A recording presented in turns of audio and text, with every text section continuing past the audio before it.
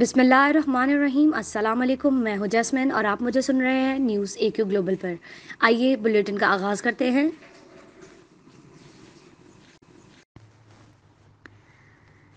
Election commission of Pakistan نے پرانے طریقہ کار کے تحت سینٹ انتخابات کرانے کا فیصلہ کیا۔ آئی سی پی کا کہنا ہے کہ سینٹ انتخابات خفیہ رائے شماری کے ذریعے ہوں گے۔ وقت کم ہونے کے باعث پرانے طریقہ کار کے تحت انتخابات ہوں گے۔ سینٹ انتخابات میں بیلٹ پیپر ماضی کی طرح کا ہوگا۔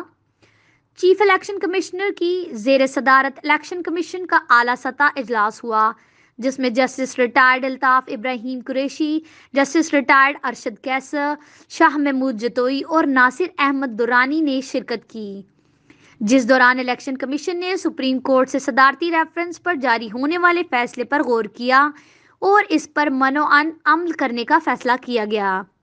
کمیشن کی جانب سے کرپٹ پریکٹسز کو روکنے اور اپنی آئینی ذمہ داریوں کو پورا کرنے کے لیے تمام تر وسائل کو بروئے کار لانے کا فیصلہ کیا گیا۔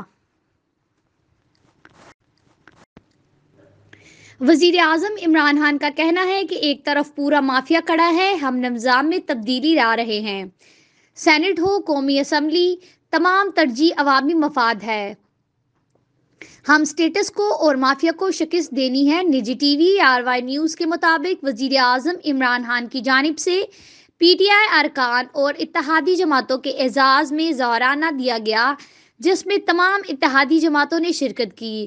خوشگوار ماحول میں وزیر اعظم نے اتحادیوں سے گفتگو بھی کی۔ تمام اتحادی جماعتوں نے وزیر اعظم عمران خان پر اعتماد کا اظہار کیا اور تمام ارکان نے حفیظ شیخ کو ووٹ دینے پر اتفاق کیا۔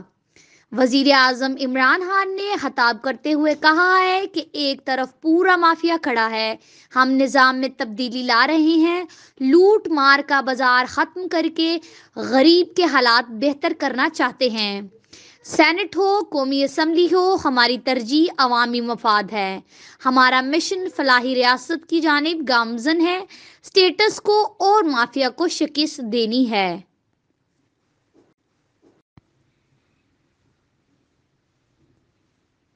آپ سے ملیں گے اگلے بلیٹن میں کچھ نئی خبروں کے ساتھ۔ شکریہ۔